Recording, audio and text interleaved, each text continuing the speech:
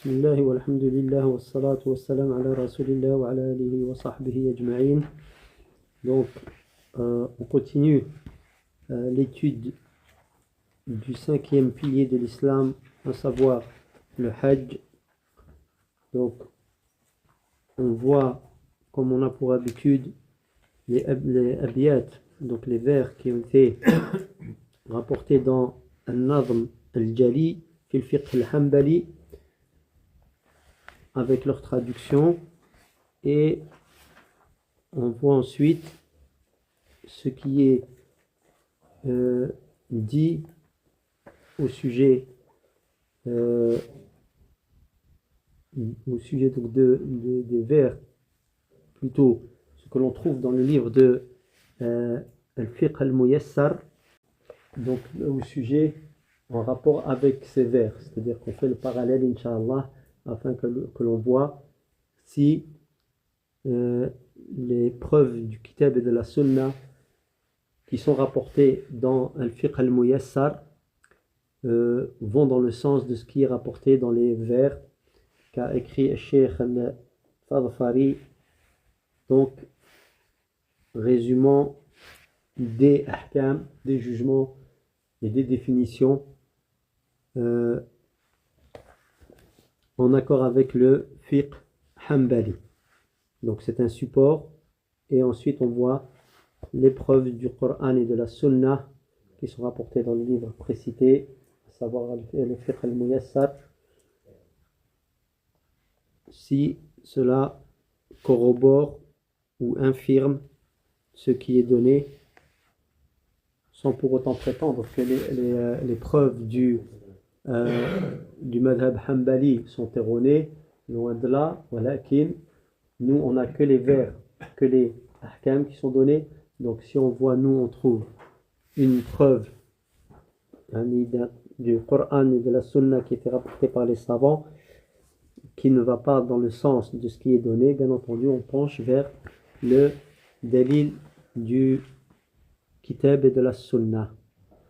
Donc la dernière fois on avait vu les trois formes ou manières d'accomplir le pèlerinage, le Hajj, mais on avait vu les vers traduits à ce sujet.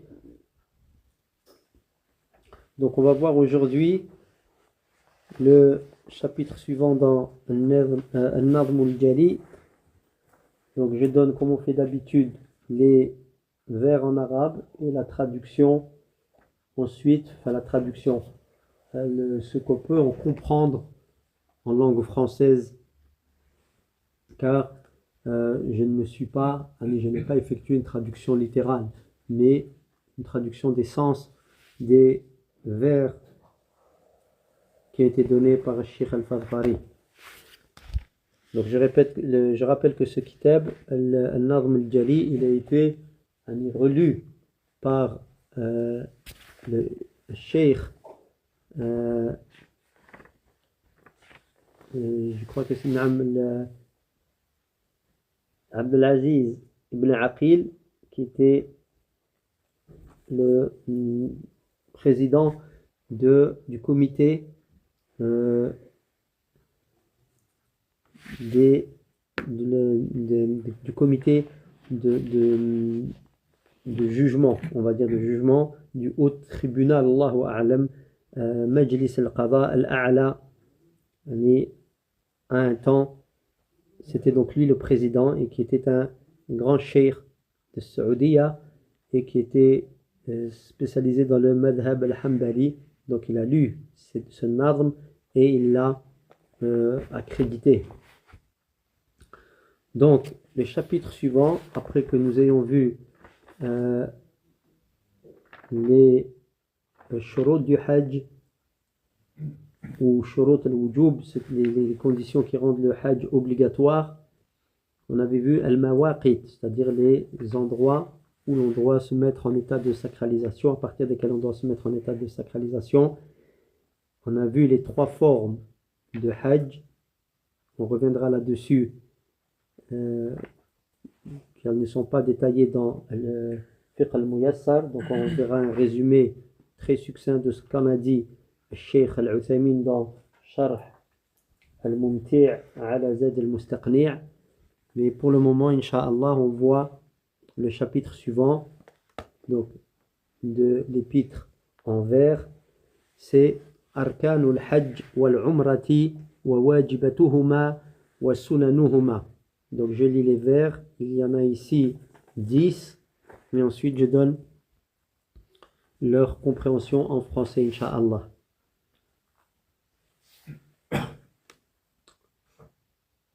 قال المؤلف أركان الحج والعمرة وواجبتهما وسننهما.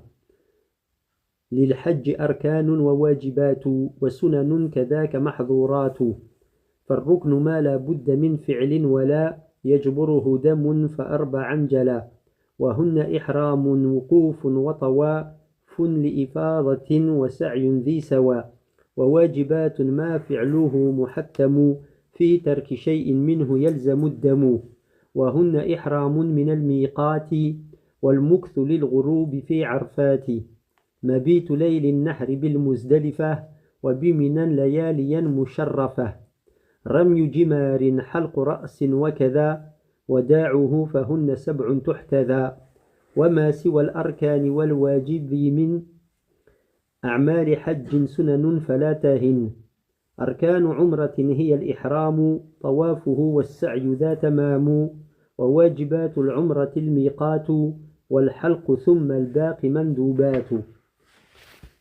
Donc ici, ce qui vient d'être lu peut être compris de la sorte. Donc les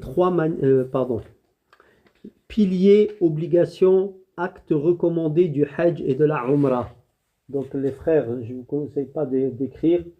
Annie, vous pourrez juste prendre en photo ce que j'ai écrit si vous arrivez à le déchiffrer. Je crois que ça ira plus vite comme ça, Inch'Allah. Donc, dans le 327e vers, on lit dans le grand et petit pèlerinage des piliers, ainsi qu'obligations et actes recommandés. Donc je rappelle ici que les vers c'est 2 vers à chaque fois. 328. Ces 4 piliers doivent être accomplis impérativement. J'ai dit dans le grand et petit pèlerinage, je me suis trompé, je reprends. 327. Dans le grand pèlerinage, c'est-à-dire le Hajj, des piliers, ainsi qu'obligations et actes recommandés. 328. Ces 4 piliers, doivent être accomplis impérativement. Pas d'expiation en cas de délaissement. 329. Sacralisation, station, circumambulation de déferlement, aller et venue, les voilà cités individuellement. Donc on comprend que ici la sacralisation c'est l'entrée en état de sacralisation, la station c'est la station de quel endroit? Arafat.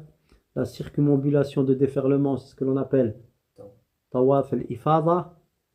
Aller et venue, c'est-à-dire entre Safa et Marwa. Donc voilà les 4 piliers du Hajj. 330. Les obligations doivent être complètes. La non-pratique de l'une d'entre elles implique sacrifice d'une bête. 331. Entrer en état de sacralisation en son endroit, c'est-à-dire à partir du miqat. Demeurer en station à Arafat jusqu'au crépuscule, le pèlerin se doit. Donc ça c'est la deuxième. Donc la station d'Arafat elle-même est un pilier, mais le fait d'y rester jusqu'au Maghreb, ça c'est une obligation. 332. Passer la nuit à Muzdalifa et plusieurs autres à Mina. Donc encore 2 obligations ici. 333. Lapidation des stèles, rasage de tête, circumambulation d'adieu, voilà qui font 7, c'est-à-dire 7 obligations. 334.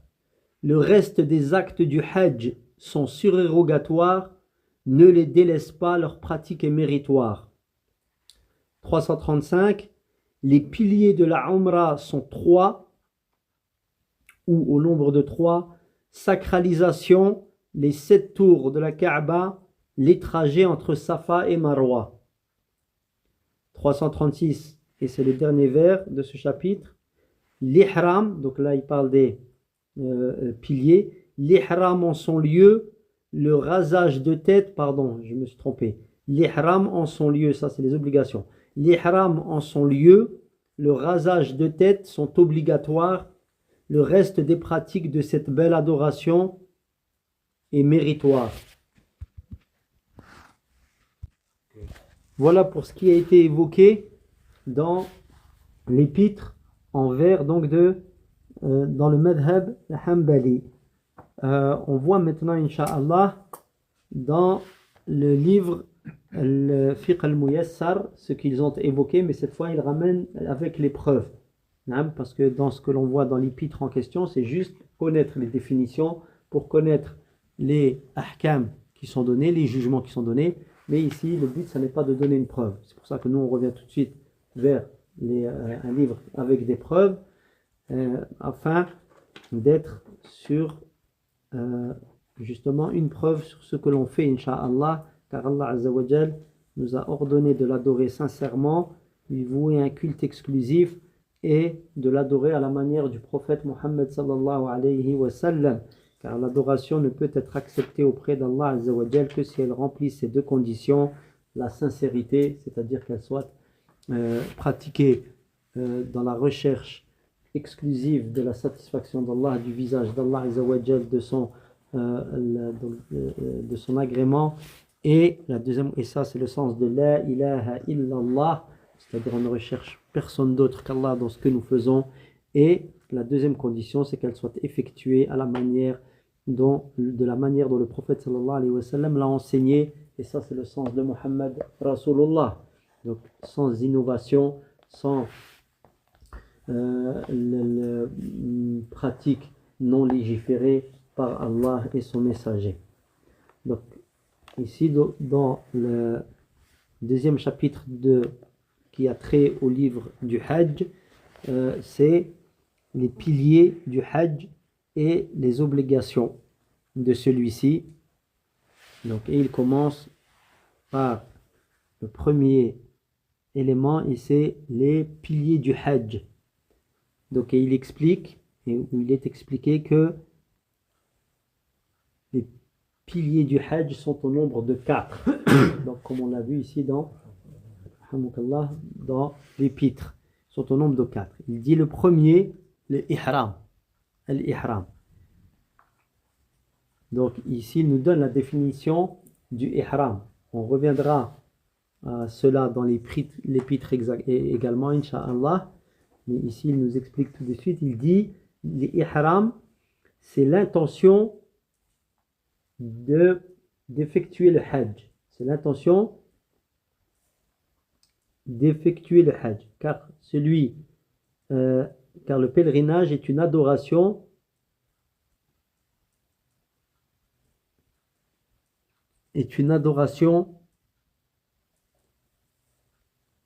qu'il appelle ici mahada, donc une adoration pure en elle-même, c'est-à-dire en elle-même c'est une adoration, donc il ne peut être validé sans intention. Et cela, il y a unanimité à ce sujet. Il y a unanimité des muslimines, des muslims, des muslimines, des soumis à ce sujet. Et la base, donc, d'où on tire que l'intention est requise pour le hajj, c'est la parole du prophète général, sallallahu alayhi wa sallam, la parole générale du prophète, sallallahu alayhi wa sallam, innamal a'malu bin niyyat. Les actes ne valent que par l'intention. Donc, je répète la définition du hajj législativement, c'est l'ihram, pardon. L'ihram, c'est l'intention du hajj, l'intention donc du pèlerinage, c'est-à-dire d'entrer dans le pèlerinage. Parce que l'intention de faire le hajj, il l'avait déjà, mais d'entrer, d'entrer dans le pèlerinage, donc dans les actes du pèlerinage, ça c'est l'ihram. D'accord? On est bien d'accord ici. Hein? Quelqu'un qui va faire le hajj, il n'attend pas d'arriver à Muzdalifa pour avoir l'intention de faire le hajj. Parce qu'il l'avait déjà, lui, ça fait des années, il a économisé, il a l'intention de faire le hajj. Mais l'intention de l'ihram ici, d'accord? C'est l'ihram dont on parlait, non pas le hajj. L'ihram, c'est le fait d'entrer dans les actes du hajj. Il a cette intention donc d'entrer dans les rites du hajj. Donc, il dit la place, le contenant de l'intention, c'est quoi? Le cœur. C'est dans le cœur. D'accord, qu'on ne prononce pas lorsqu'on est en adoration. On va pour faire salat, on ne dit pas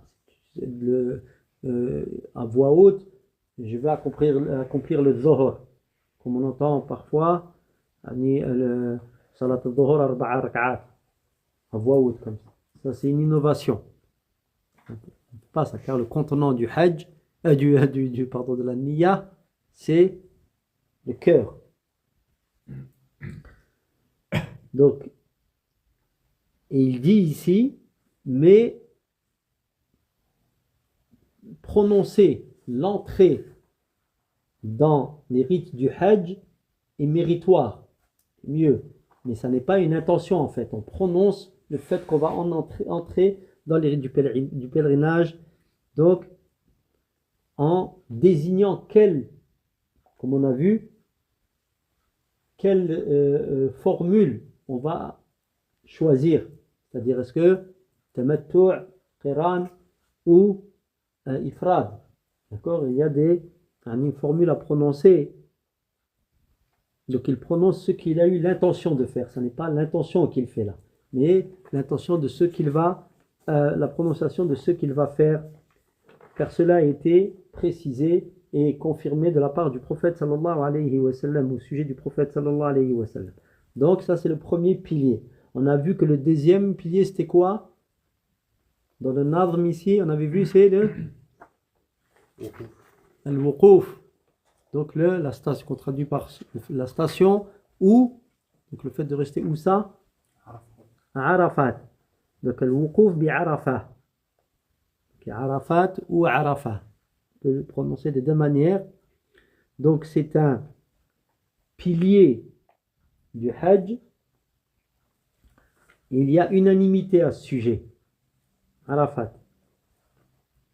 Et la preuve, c'est la parole du prophète sallallahu alayhi wa sallam. C'est ce qui nous importe ici. Donc ici c'est la preuve que c'est un pilier. Donc le prophète sallallahu alayhi wa sallam, il a dit Al-Hajju Arafah. Le Hajj c'est Arafah. Le hadith rapporté par At-Tirmidhi et Al-Hakim et Abu Daoud Al-Nasa'i. Donc Al-Hakim l'a authentifié et le Cheikh Al-Albani rahimahullah l'a également authentifié. Rahimahumullahu ajma'in. Donc et le moment du wuquf, c'est quoi son moment? C'est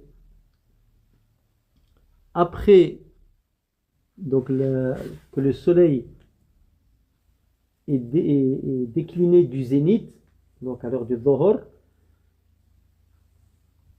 le jour de Arafat, donc qui est le deuxième jour du Hajj. Le premier c'est Terwiyah, c'est quand on va à Mina, et donc le jour de Arafat, c'est le lendemain, le 9e jour de l'Hijjah. Donc son moment, c'est à partir du déclin du soleil, quand il est au zénith et qu'il décline, jusqu'au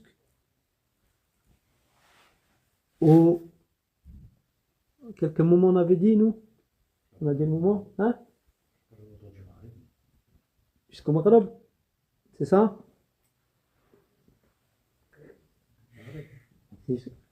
Arafat, le fait de rester à Arafat, c'est jusqu'à quel moment? Jusqu'au Maghreb? Non, c'est une obligation jusqu'au Maghreb. Non. Mais son temps, c'est jusqu'au Fajr du jour de l'Eid. D'accord? Il est obligatoire, on ne peut pas partir de Arafat avant le Maghreb. On doit rester, c'est une obligation jusqu'au Maghreb. Mais le temps de Arafat, c'est jusqu'au Fajr, wa alaykum salam. C'est jusqu'au Fajr du jour de Nahr, voilà, du sacrifice. Donc, ensuite, il y a troisième pilier, Tawaf al-Ziyara, qu'on a nous nommé Tawaf al-Ifada, c'est une autre manière de l'appeler, donc le Tawaf de la visite, ou le Tawaf de al-Ifada, لأنه يكون بعد الإفاضة من عرفة. Donc pourquoi l'Ifada? Comme on a vu que l'Ifada c'est comme l'Ifada afada. Afada, c'est-à-dire fada al-ma, c'est-à-dire que l'eau elle s'écoule. Elle s'écoule l'eau. Donc c'est que les gens ils partent de Arafat et ils sont comme une vague effectivement. Donc ils déferlent le jour de l'Eid. Donc, ils déferlent et ils font le Tawaf al-Ifada le jour de l'Eid. Wallahu a'lam. Ou alors il s'appelle également Tawaf al-Fard. Le Tawaf d'obligation. Ici, mais al-Fard, pourtant c'est un pilier. Hein. Wa huwa ruknun bil ijma'. Et ceci est également, hein, c'est un pilier, et il y a unanimité. Donc on répète que l'unanimité des savants, c'est quoi? C'est un des moyens de preuve dans le din, dans la religion. D'accord? Le Coran, la Sunna et l'Ijma'. Il y a un autre moyen de preuve? Coran, Sunna, pour prouver. Ijma', le consensus, l'unanimité des savants. Et Qiyas, l'analogie, sur lequel, ce quatrième, il n'y a pas unanimité des savants quant à son caractère probant. Mais il est reconnu que la plupart des savants le prennent comme moyen de preuve et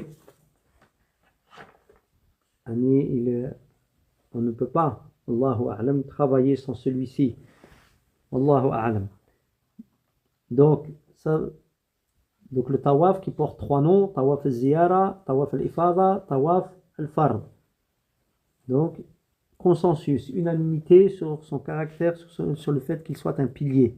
Allah Azza wa Jal dit dans le Coran ثم ليقضوا تفثاهم وليوفوا نذورهم وليطوفوا بالبيت العتيق. Et donc Allah Azza wa Jal évoque le fait que les pèlerins, après avoir effectué des actes, donc ils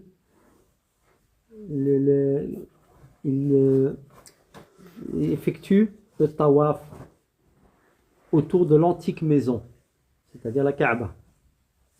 Donc c'est le tawaf, l'ifada, ici qui est visé dans le verset. Le quatrième pilier, c'est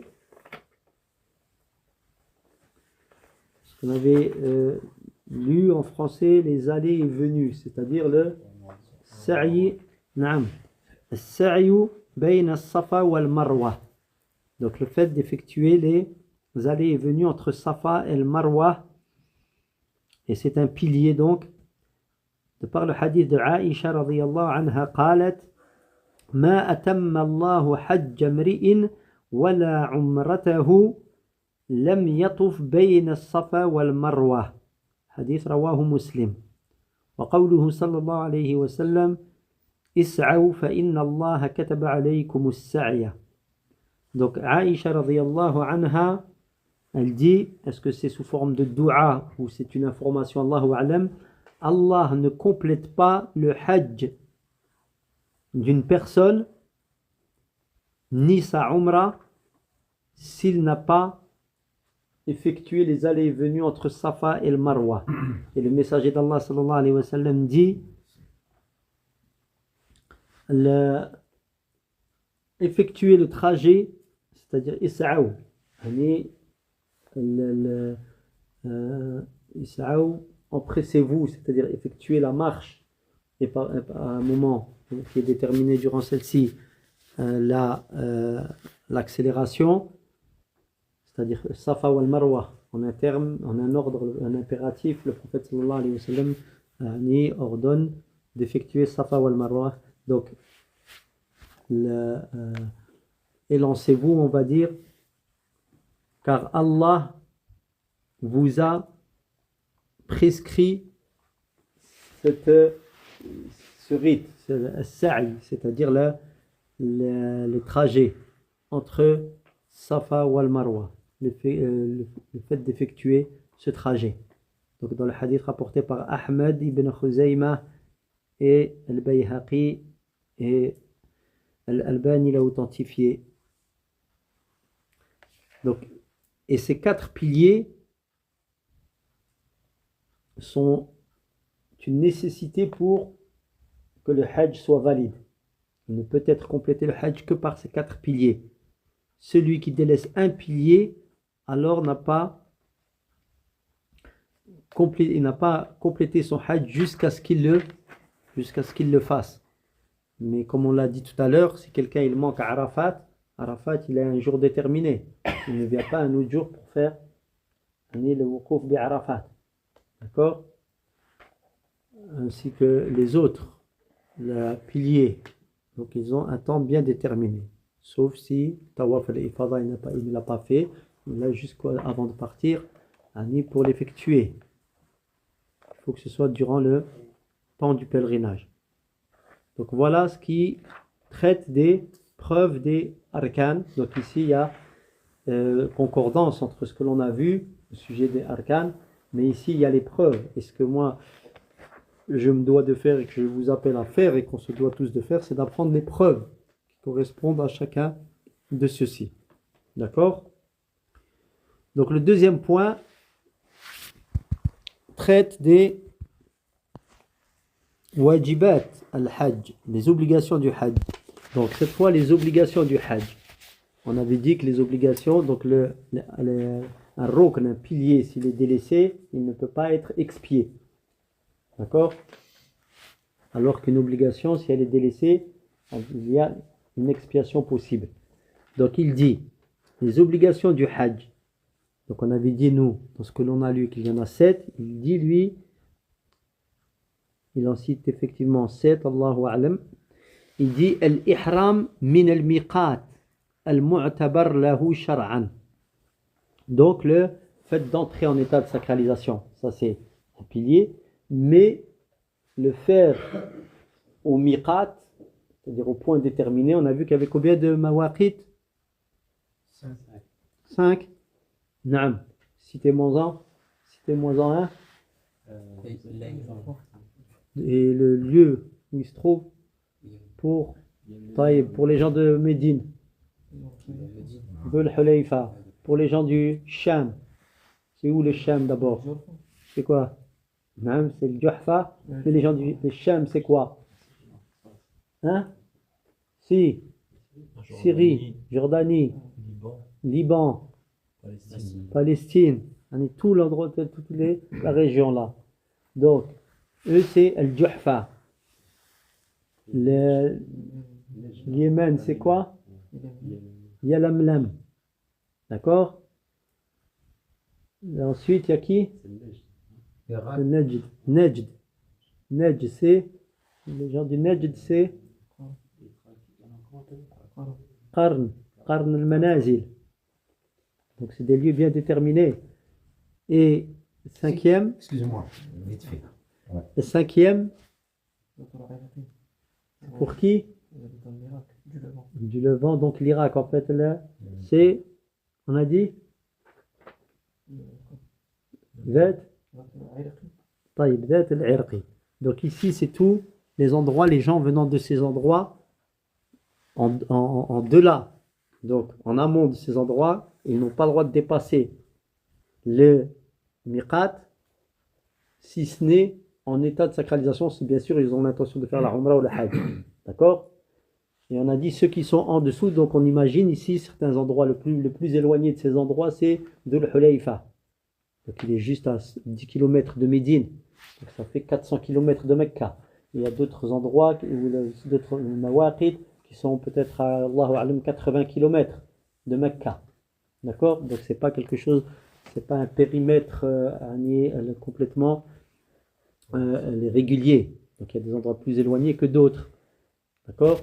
Mais toujours est-il que la personne qui veut faire le Umrah ou le Hajj ne peut pas dépasser ces endroits autrement qu'en état de sacralisation, s'ils sont bien sûr en amont de ces endroits.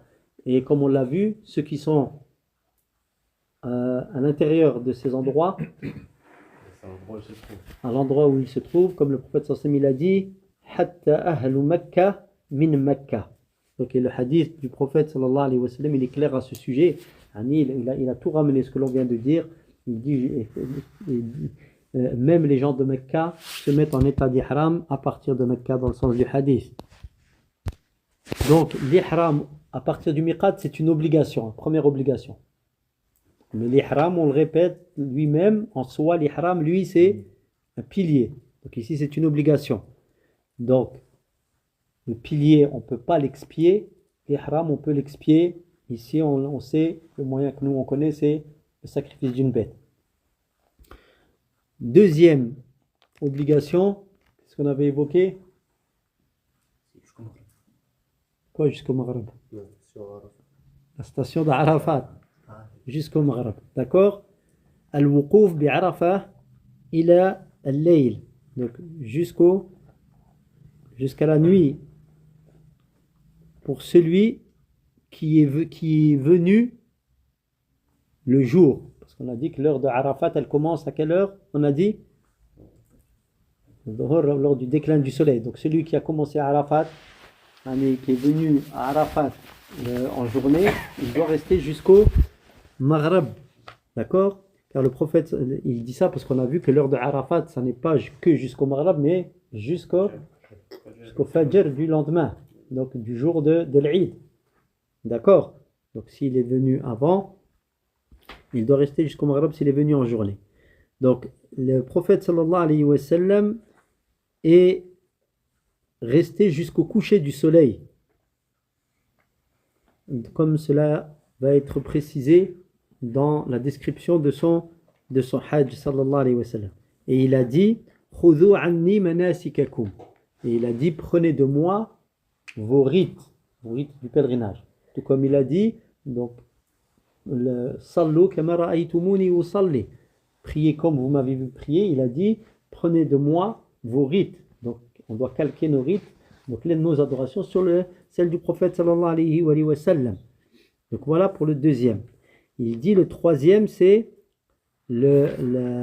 passer la nuit à Muzdalifa, al-mabit bi Muzdalifa, c'est-à-dire ou une partie de la nuit à Muzdalifa, la nuit de l'Eid. Donc là pour resituer, on a dit qu'Arafat, l'Eid c'est quel jour de Dhul Hijjah? C'est le 10e. Arafat c'est quel jour? 9e. Arafat ça commence à partir de quel moment? Le Dhuhr, le Zawal, donc le déclin du soleil, jusqu'au Fajr de l'Eid. On est d'accord? Et Muzdalifa, c'est la nuit de l'Eid. D'accord? Donc il se chevauche Arafat et Muzdalifa. Donc il dit, pour le troisième, donc le fait de passer la nuit à Muzdalifa, donc la nuit de An-Nahr, la nuit de l'Eid, la nuit du sacrifice, jusqu'à la moitié de la nuit. C'est ce qui est prescrit, jusqu'à la moitié de la nuit. C'est-à-dire qu'on ne peut pas partir avant la moitié de la nuit. Donc s'il est arrivé donc avant la moitié de la nuit. D'accord? Car le prophète sallallahu alayhi wa sallam a agi ainsi. Quatrième obligation, le fait de passer les nuits de Tashriq. Tashriq, c'est quoi? C'est les nuits qui succèdent qui suivent le jour de l'Eid. Pas la nuit de l'Eid et les 2 nuits suivantes. Qu'est-ce que je dis la nuit de l'Eid? Le soir de l'Eid, donc, c'est la première nuit de Ayyam Tashriq. D'accord? À partir du Maghreb, on rentre dans la nuit du Tashriq. Maghreb du jour de l'Eid. On rentre dans Ayyam Tashriq. Il y en a 2 ou 3. 2 obligatoires et 1 non obligatoire. Donc le fait de passer les nuits à Mina, les nuits durant les jours de Tashriq. Ça c'est le 4e. je rappelle on est à Mina le tout premier jour du Hajj. Yawm al-Tarwiyah, le 8e jour. On est à Mina avant, mais ça n'est pas ça qui est visé par l'obligation. Ce sont les nuits de Tashriq. D'accord? Donc les 2 ou 3 jours qui suivent, enfin les 3 jours qui suivent le jour de l'Eid. Au sujet desquels le prophète sallallahu alayhi wa sallam, il a dit les ayyam al-Tashriq, ayyam al-Na'am, aklin wa shurbin wa dhikrin lillahi azza wa jal. Donc les jours de Tashriq sont des jours de nourriture, de boisson et d'évocation d'Allah azza wa jal. Pourquoi? Parce qu'on mange quoi? On mange de la bête du sacrifice et on évoque Allah azza wa jal durant les jours là de ayyam Tashriq, particulièrement ces jours. Donc la cinquième obligation, c'était quoi? Lapidation des stèles, voilà, dans l'ordre. Dans l'ordre, là il parle de ces jours-là. Dans l'ordre de ces jours-là, parce que le jour de Nahr, il n'y a qu'une stèle qu'on lapide, c'est la grande. D'accord? Et Ayyam Tashriq, c'est dans l'ordre. Donc, la sixième obligation, Al-Halq awi Taqsir, naam. Ce qu'on avait vu nous ici, c'était quoi? Dans l'épître, il parle de halq juste, donc de rasage, et on a traduit par rasage. Alors que là, il dit le rasage ou le raccourcissement. Car Allah Azza wa Jal dit dans le Coran, muhalliqina ru'usakum wa muqassirin.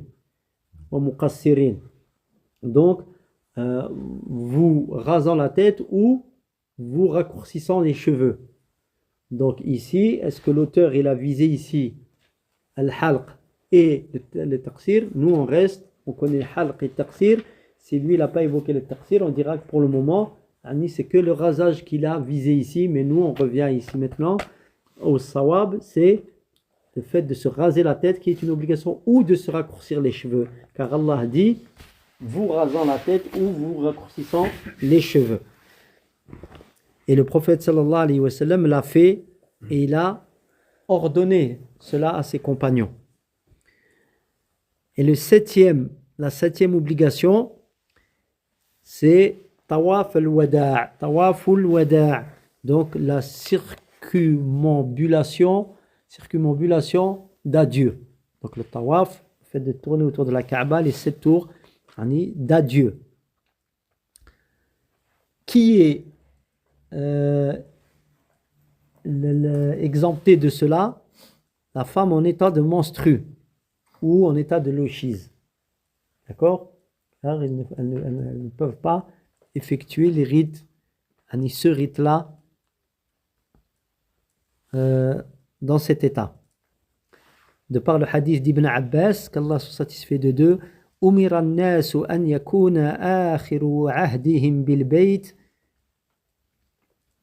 الطواف في رواية إلا أو يعني المضمون هنا إلا أنه خفف عن المرأة الحائض. Donc Ibn Abbas dit les gens, il a été ordonné aux gens d'effectuer que leur dernier acte soit le tawaf autour de la maison d'Allah Azza wa Jal, donc la Kaaba, excepté que cela a été allégé pour la femme en état de menstru. Donc elle n'est pas tenue de le faire. Et elle ne délaisse, c'est pas un délaissement d'obligation, c'est parce qu'elle ne peut pas le faire. D'accord? Si elle ne peut pas l'effectuer, si elle doit partir et qu'elle est en état de menstru et qu'elle ne peut pas rester jusqu'à retrouver son état de pureté, alors elle est exemptée de le faire et il n'y a rien pour elle. Donc celui qui délaisse une obligation, un wajib, parmi ces combien d'obligations? 7.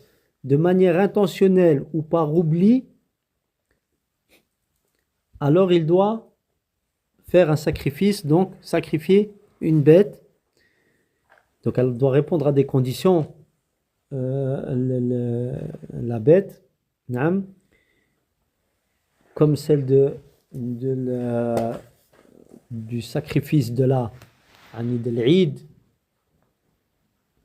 ou celle des bêtes que sacrifie le mutamatti' et qarin, wallahu a'lam.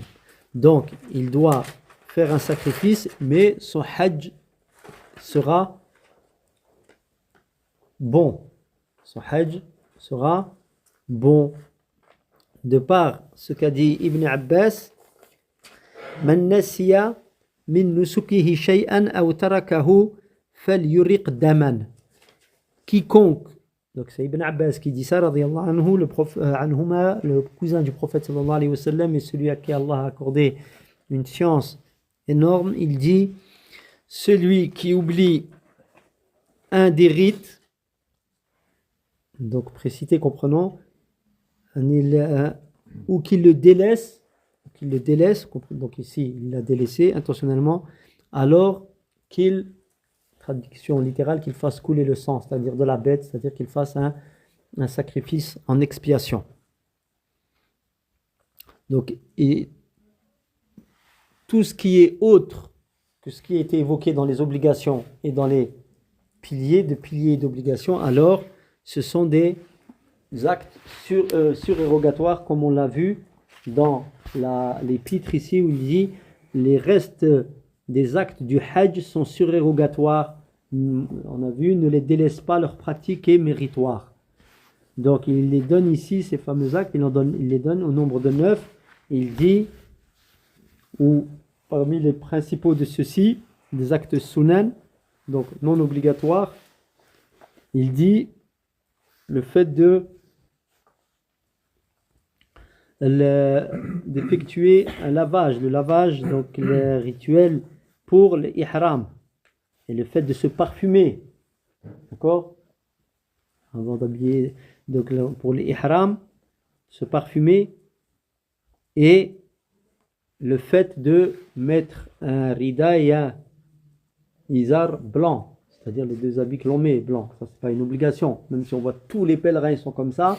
On ne dit pas à quelqu'un qui vient avec deux habits gris ou là, deux habits verts, on dit ton pèlerinage il n'est pas bon. Là, c'est une sunna.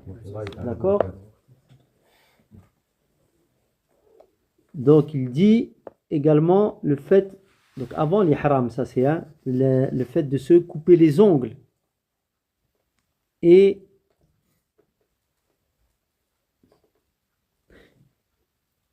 donc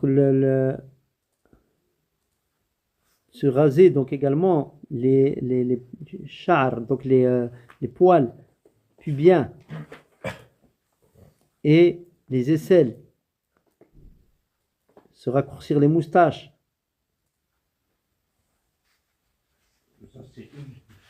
Ça c'est des sunan, ça c'est des actes méritoires.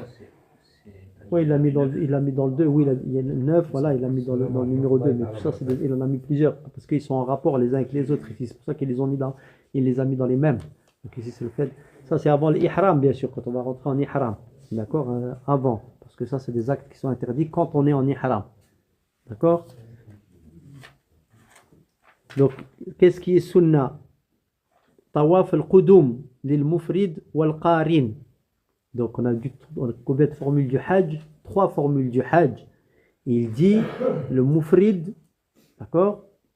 Mufrid, celui qui va faire que le hajj. Et le qarin, celui qui fait le hajj. Comme le prophète sallallahu alayhi wa sallam, il a fait quoi lui? Tamattu' l'ifrad ou le qarn? Le qiran. Qiran. Le prophète sallallahu alayhi wa sallam, il a fait un qiran. D'accord? Le hajj. Donc pour eux, c'est sunnah de faire tawaf al-qudum. On appelle tawaf al-qudum. Donc le tawaf d'arrivée à Mecca, quand ils arrivent à Mecca de faire. Pourquoi le mutamatti' il ne fait pas? Parce que justement il a fait une umrah pendant les ashhur al-hajj. D'accord? Bref. Donc, quatrièmement, il dit le fait pendant le tawaf, le fait d'accélérer la marche, la course, pendant les 3 premiers tours, pour les 3 premiers tours de la maison sacrée d'Allah, ce qu'on appelle le ramal. Le ramalou, donc lors du tawaf al-qudum, lorsque la fameuse le tawaf donc d'arrivée. D'accord? Et le prophète sallallahu alayhi wa sallam, il a ordonné aux compagnons de marcher entre le tawaf, le rukn al-hajar et le rukn al-yamani. D'accord? Les deux. Donc ici, donc, si on commence comme ça, le tawaf, au contraire plutôt. Donc la Kaaba, quand quelqu'un fait tawaf, elle est où par rapport à lui? À gauche. À sa gauche. Il commence à quel coin? À quel endroit il commence? Où il veut? Non, au milieu. Il commence au milieu. Il commence à quel coin? Celui-là. Le premier point, là. C'est quoi, il a pierre? Premier coin sur sa gauche. C'est là. Dans tous les coins, c'est le premier coin Non, mais par rapport à si- celui si- qui arrive au coin là. À la pierre. S'il vient par. Attendez, attendez. Donc on voit que c'est sunnah pour ceux qui font tawaf al-qudum de se dépêcher durant les 3 premiers tours. C'est quoi la cause? Le prophète sallallahu alayhi wa sallam, quand il allait faire tawaf, la umrah al-qada, quand il est arrivé, les gens de Mecca, c'est-à-dire après qu'il y a eu le sulh de l'Hudaybiyah, ils sont venus refaire leur tawaf, leur umrah qu'ils avaient été empêchés de faire. Et le prophète sallallahu alayhi wa sallam, les gens de Mecca, ils ont dit, il y a les gens de Yathrib qui viennent, ils vont arriver ici, ils vont être fatigués. Ils vont être fatigués par la humma.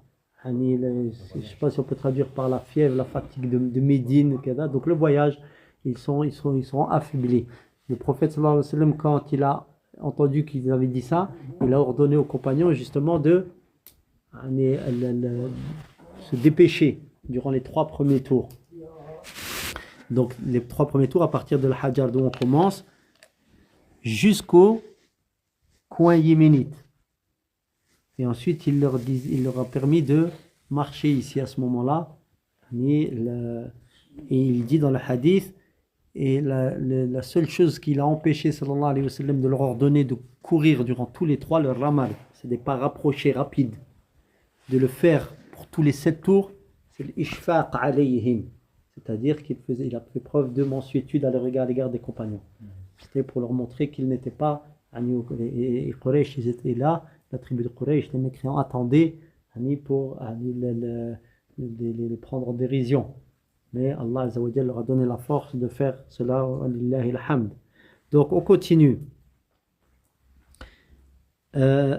L'irtiba', 5e, le fait de faire ce qu'on appelle l'irtiba', c'est-à-dire faire passer le fi tawaf al-qudum. Encore une fois, dans tawaf al-qudum, c'est le fait de prendre son rida, donc les ridas qu'on met sur le dos, les tissus qu'on met sur le dos, le faire passer en dessous de l'épaule droite. Donc c'est celle qui va donner, que l'on montre. On va dire que les musulmans, ils ont montré, quand ils faisaient le tawaf et qu'ils marchaient vite, ils disaient, regardez-nous, on est là, on est présent.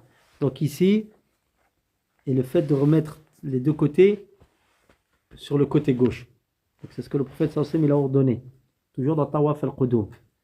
Le 6e sunnah, c'est une sunnah, le fait de, la nuit de Arafat.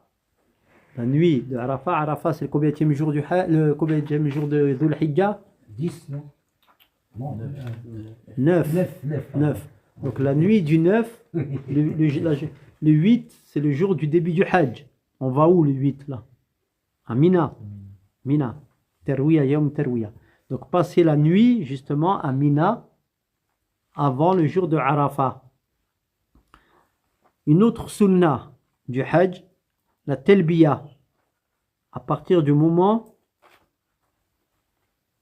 où on rentre en état d'ihram jusqu'au jour pour les Hujjaj, la lapidation de la grande stèle, l'Aqaba, qu'on appelle Jamratul Aqaba. Ça c'est une sunnah.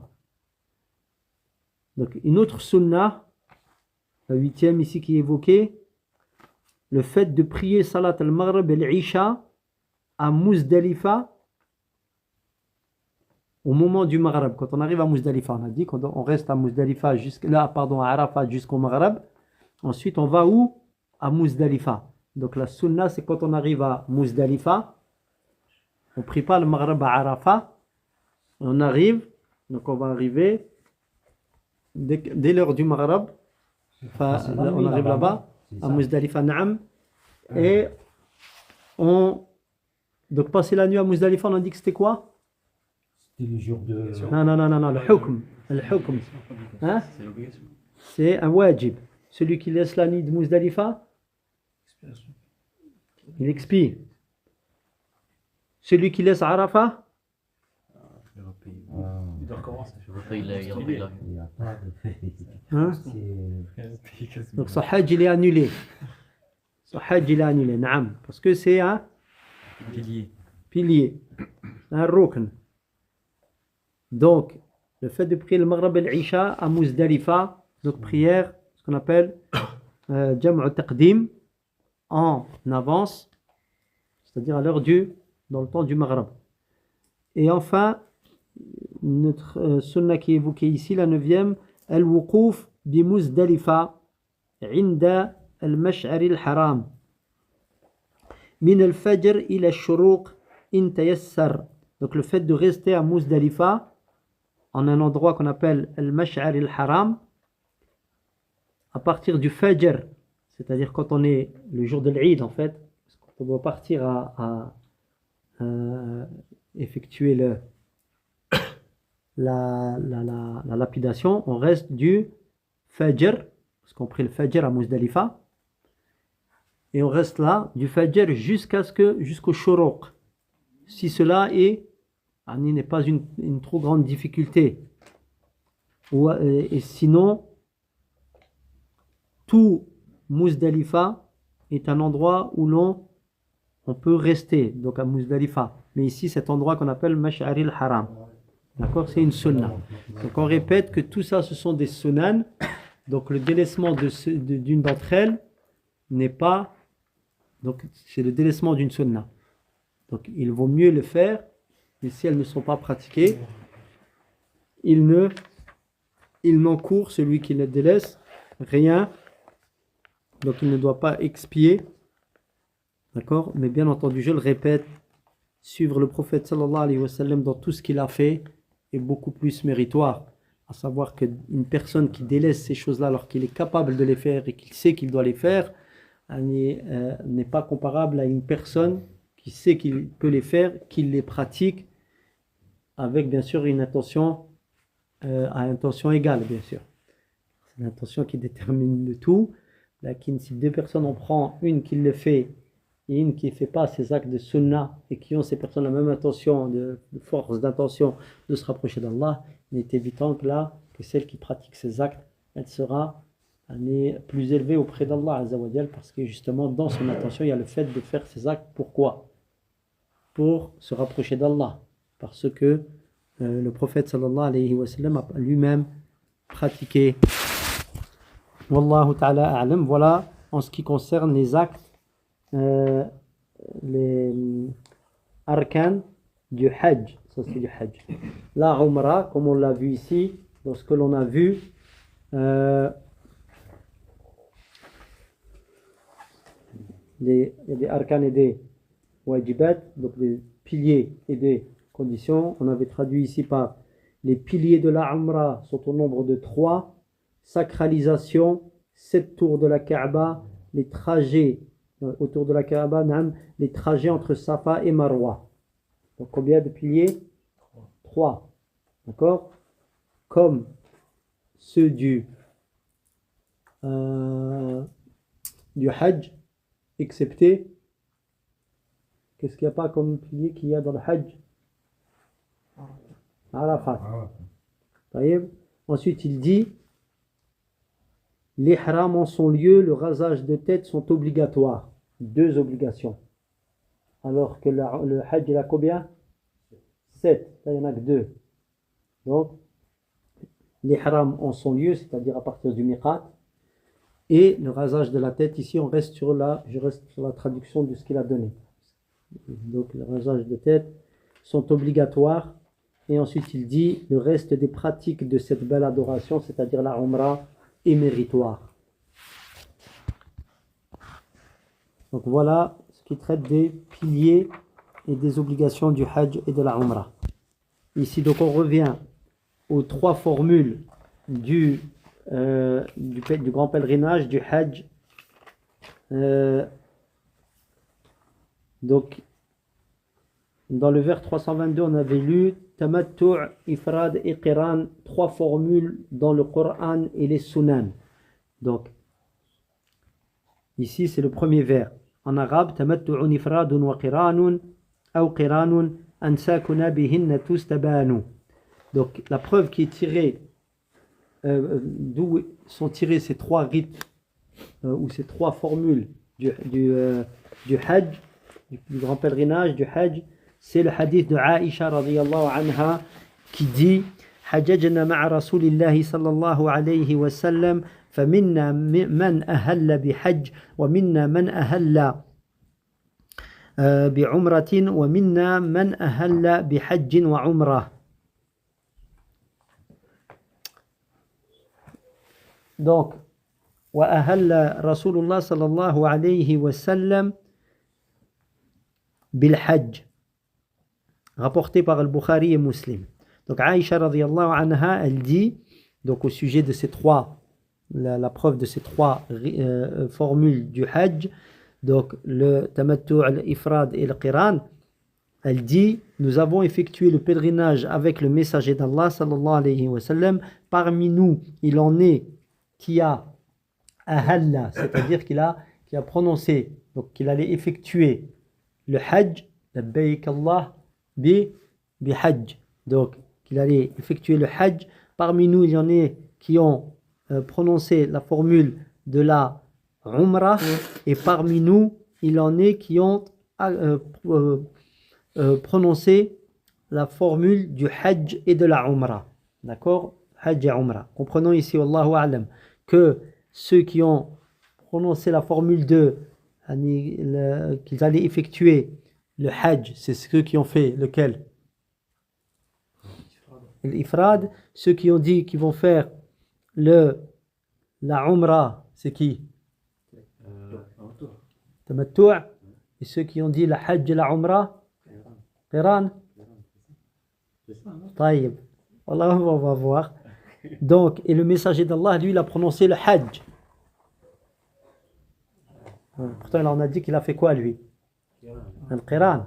Mais en fait, les savants expliquent que c'est le Hajj. Aïcha a visé autre chose par là. Il a fait le Qiran. C'est pas le Hajj, c'est-à-dire que c'est pas, quand elle a dit, il a prononcé la formule du Hajj, ça ne veut pas dire qu'il a fait l'Ifrad. Ça veut dire que c'est le Hajj, son Hajj, comme on va le voir, comme c'est précisé après. Jibril est venu le voir et il lui a dit de prononcer quelque chose. Mais il n'avait pas l'intention de faire l'Ifrad. D'accord? C'est le Qiran. On va voir ça, Inch'Allah. وقولها رضي الله عنها بالحج يعني عن النبي صلى الله عليه وسلم يحمل على أنه أهل بالحج من حيث الأفعال لا من حيث الأحكام لأنه صلى الله عليه وسلم كان قارنا. Donc la parole de Aïcha quand elle dit, et le prophète sallallahu alayhi wa sallam il a prononcé le Hajj, ça n'est pas, c'est au sujet de l'acte, des actes du Hajj, qu'il allait faire les actes du Hajj, pas au sujet du hukm, du jugement. Ça c'est Cheikh Al-Uthaymin qui explique. Il dit parce qu'on sait que le prophète sallallahu alayhi wa sallam il n'a pas fait l'Ifrad, mais il a fait le Qiran. D'accord? Il a fait le Qiran sallallahu alayhi wa sallam. Donc ensuite le deuxième vers, donc ici on a la preuve de quoi? Des 3 formules. Le deuxième vers il dit afdaluha tamattu'un an ya'tamir fi ashhuril hajj fa hajjan yabtadir. Donc il dit le plus méritoire est la première, donc des formules du vers précédent qui était bien le tamattu'. Et ensuite, on explique en disant faire la Umrah dans le mois du Hajj et celui-ci, c'est-à-dire le Hajj, en son moment. D'accord? Donc pourquoi ici? Le plus méritoire des 3 formules est le Tamattu'. Pourquoi? Parce que le prophète sallallahu alayhi wa sallam, dans le hadith, il a dit aux compagnons radiyallahu anhum, donc il y en a beaucoup, la plupart d'entre eux n'avaient pas pris avec eux leur bête de sacrifice. D'accord? Lam yasuqu. Le prophète sallallahu alayhi wa sallam et un autre dans le hadith qu'on connaît, ils avaient pris leur bête de sacrifice. Donc le prophète sallallahu alayhi wa sallam à un moment donné, il a dit Man lam yasuqil hadiya falyaj'alha umratan. Première preuve que le tamattu' il est plus méritoire, c'est que le prophète sallallahu alayhi wa sallam il a dit celui qui n'a pas pris une bête de sacrifice avec lui, c'est-à-dire de Médine, alors qu'il en fasse une umrah. Donc le tamattu', comme on a vu dans le hadith précédent. Donc qu'il le transforme, yafsakh.